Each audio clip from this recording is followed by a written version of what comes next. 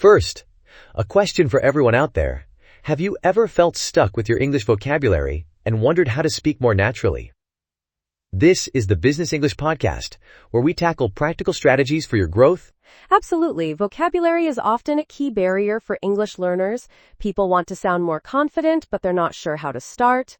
Couldn't agree more that this topic is crucial. Exactly. Our focus today is transform your vocabulary with these simple tricks. We believe that boosting your vocabulary can help you express complex ideas more easily. In a moment, we'll explain how we'll break down the episode. Indeed. First, we'll share why this topic matters, then discuss simple but effective methods.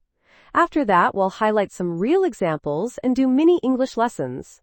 Finally, we'll offer tips for you to practice in daily life. That's right, by the way. Output is super important. Write your opinions and questions in the comments so we can all learn together. If you find the speed too fast, remember you can slow down the playback. Precisely, we want to create a space where everyone supports each other. So please like this video and subscribe to our channel for more lessons. We look forward to hearing your thoughts. So let's dive into our main topic. Transform your vocabulary with these simple tricks. This part will focus on why strong vocabulary matters and how it connects to modern business trends. Actually, words can shape your professional identity. Exactly. In today's fast-paced world, we interact with global clients and colleagues, which means vocabulary plays a huge role. Couldn't agree more that using the right expressions helps you sound both competent and authentic. No doubt about it, if you lack the right words, you might feel stuck or even misunderstood. The business world moves quickly and new terms appear every day. You see, learning fresh vocabulary is like upgrading your professional toolkit. Absolutely. Plus, many people worry about sounding too formal or too casual. You're spot on about new terms popping up. Well, we also see countless acronyms and buzzwords in digital marketing, finance, and tech, which can be confusing. That's exactly how I see it. One best practice is to read widely, from business reports to blog articles. Scanning different fields can expose you to a variety of expressions. So it's not just about memorizing lists. Precisely. Another tip is to explore real-life case studies. For example, global brands often adapt their product names or slogans for different cultures. By observing that language shift, you learn how vocabulary influences branding and marketing strategies. It's fascinating. Indeed, that shows how language can open doors. The moment you use precise words, your messages become clear and persuasive. Actually, companies sometimes spend large budgets on copywriters who specialize in the right vocabulary.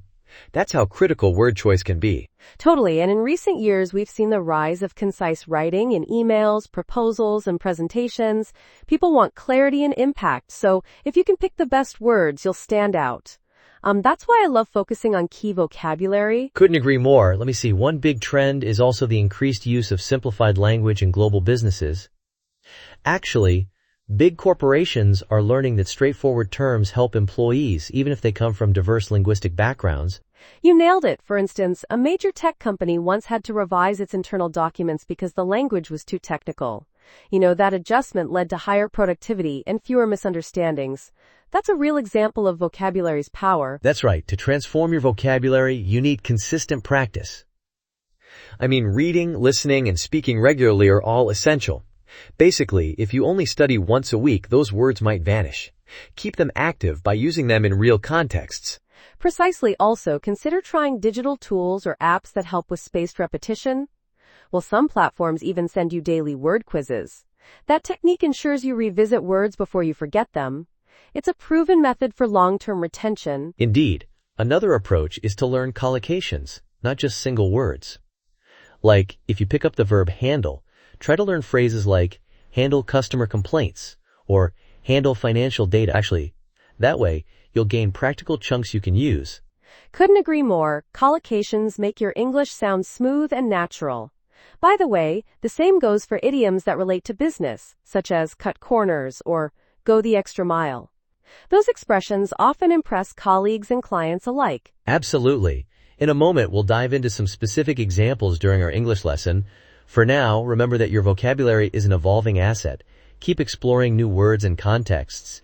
You're spot on that consistent effort makes all the difference. Indeed, our discussion will continue with a breakdown of these tricks and a deeper look at examples. Then, we'll show you how to practice them daily. So stay tuned, and let's unlock the power of vocabulary together. All right, let's jump into English. Lesson 1. We want to highlight 5 key terms or phrases from our previous discussion. The goal is to explain their meanings, usage, and examples so you can add them to your active vocabulary. Precisely. The first term is buzzwords. These are trendy expressions often used in business, marketing, or technology. They can be catchy, but sometimes they lack real depth.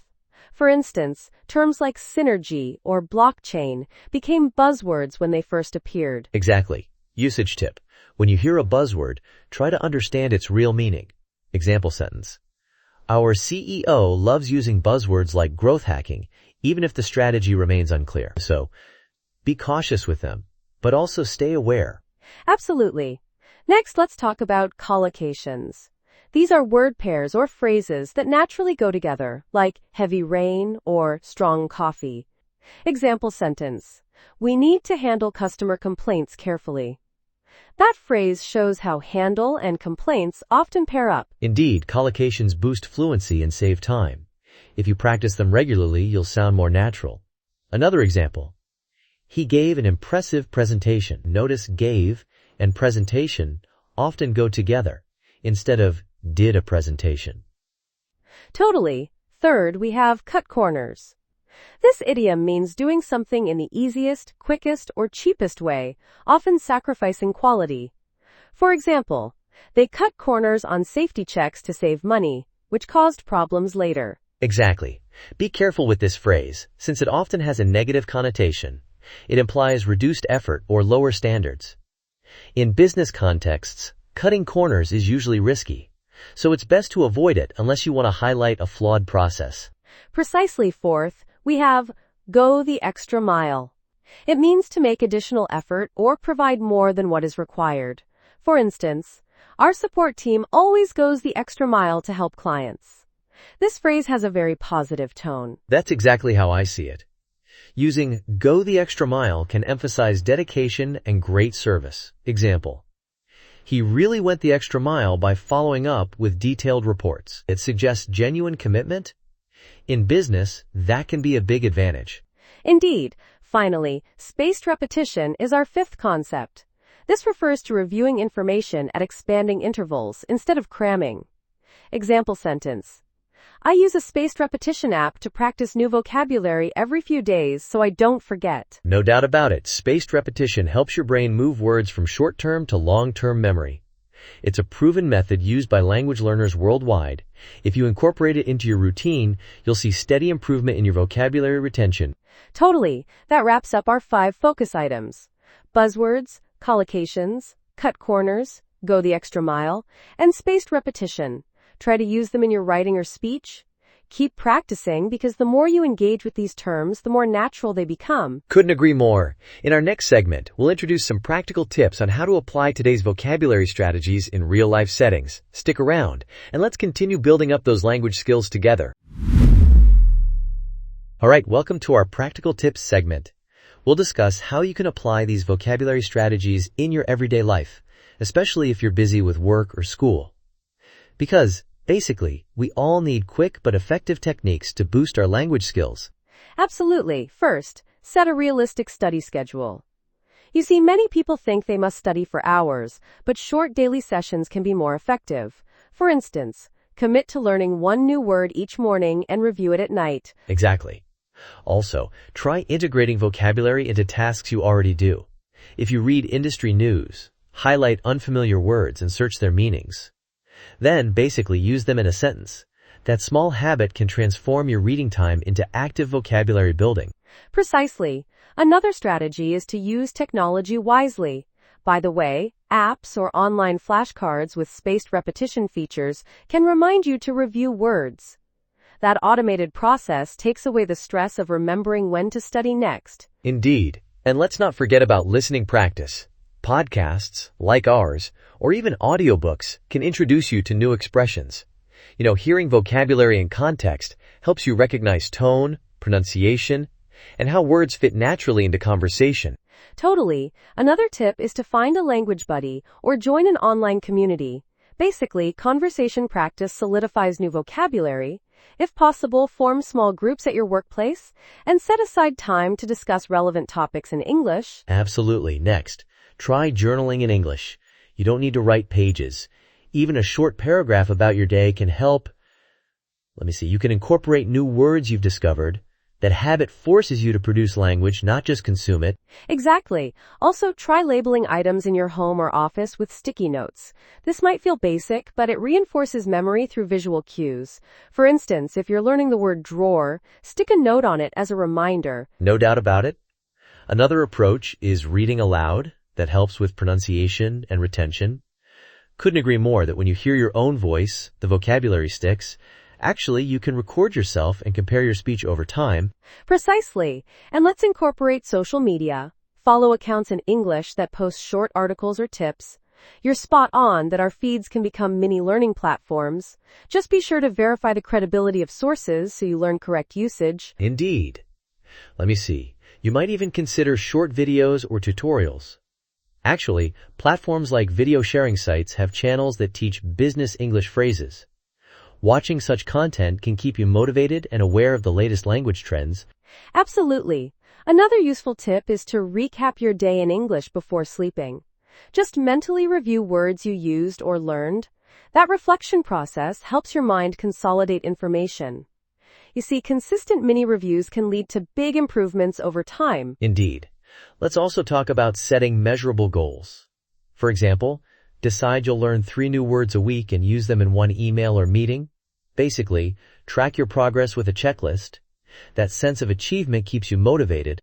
Precisely. For more advanced learners, try creating mini presentations or short videos in English. You could explain a concept related to your field. Couldn't agree more that teaching something solidifies your own understanding and expands your active vocabulary. Exactly. If you're into trends, remember that virtual events and webinars are popular now. Register for one in English and take notes. That real-time experience can push you to focus on industry-specific terminology and ask questions using your new vocab. You're spot on. Incorporate these tips step by step. Don't rush. Couldn't agree more that small changes add up. In the next lesson, we'll break down more vocabulary based on these practical suggestions. Stick around and let's keep improving together. Alright, let's begin English Lesson 2, where we focus on 5 terms from our practical tips discussion. We'll define each, give examples, and suggest ways to use them. That way, you can make your daily practice more effective. Precisely. The first term is language buddy. This refers to a partner who practices a language with you, either in person or online. Example: I found a language buddy on a forum, and we chat every week to improve our English. Exactly. Using a language buddy is great for conversation practice, but also accountability. If you schedule regular sessions, you'll both stay motivated. No doubt about it, a good language buddy can push you to speak more confidently and correct your mistakes. Absolutely. Our second term is visual cues. These are signals or reminders that involve sight, such as sticky notes or labels. For instance, I use visual cues like labeled items in my kitchen to remember new vocabulary for household objects. Indeed, visual cues help create an immersive environment. When you see a new word repeatedly, it sticks better. Actually, that's why some people tape vocabulary lists on their mirrors or screens. You're spot on that repeated exposure boosts memory. Precisely. Our third term is reading aloud. This is when you vocalize written text. Example: she reads business articles aloud to improve her pronunciation. That practice helps you engage multiple senses, making the learning process more interactive. Exactly.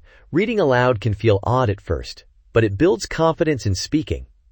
By the way, you can record yourself, then compare your pronunciation to native speakers. No doubt about it, that simple technique can greatly refine your accent. Totally. Our fourth phrase is measurable goals. This means objectives you can track or quantify. For example, my measurable goal is to learn 3 new business terms per week. Having clear targets lets you celebrate progress and stay organized. Couldn't agree more. Measurable goals give you a sense of direction. Actually, checking items off a list can boost motivation. If your aim is vague, you might forget or lose momentum. So define something concrete and track it consistently. Precisely. Our fifth term is stick around. This phrase means to stay in a place or remain engaged. For instance, they decided to stick around after the workshop to network with colleagues. It implies staying longer to gain more benefits. Exactly. It can also mean continuing to follow a topic or event. Example: if you stick around for our next segment, we'll share advanced tips. Basically, you invite someone to remain present or keep paying attention. Absolutely. So those are our 5 key items: language buddy, visual cues, reading aloud, measurable goals, and stick around. Try using them in your speech or writing. That active approach will help you remember each term and boost your overall fluency. No doubt about it. With these expressions clarified, you can better implement our practical tips, keep practicing, and push yourself to use new words in real situations. Now let's move on to our closing thoughts and wrap up today's episode. Alright, we've reached our closing segment. Today we talked about transform your vocabulary with these simple tricks and shared practical ideas for learning. We hope these insights help you grow in confidence, whether you're writing emails or talking with clients. Precisely. We also explored real examples and best practices, showing how important vocabulary can be in modern business contexts. No doubt about it, strong word choices let you communicate clearly and leave a lasting impression on colleagues or customers. Absolutely. Our practical tips segment covered methods like setting measurable goals, using visual cues, finding a language buddy, and more. We also touched on daily habits like reading aloud or journaling, which solidify vocabulary faster than just passive exposure. Indeed. Then in our English lessons, we explored useful terms like buzzwords, cut corners, or go the extra mile. Cool. We also discussed why collocations are key and how spaced repetition helps. That combination of theory and practice can really boost your skills. Exactly. As always, we encourage you to share your opinions and experiences in the comments. Remember that output is essential. If you have any additional tips, feel free to post them. Let's keep this community growing and helping each other. Totally. And if our speaking speed was too fast, don't forget to adjust your playback settings. We want everyone to learn at a comfortable pace. So please like this video, subscribe to our channel, and continue exploring new vocabulary every day. No doubt about it. Thank you for joining us on the Business English Podcast. We hope today's session inspires you to keep learning and practicing. Couldn't agree more that consistent effort leads to real progress. See you next time.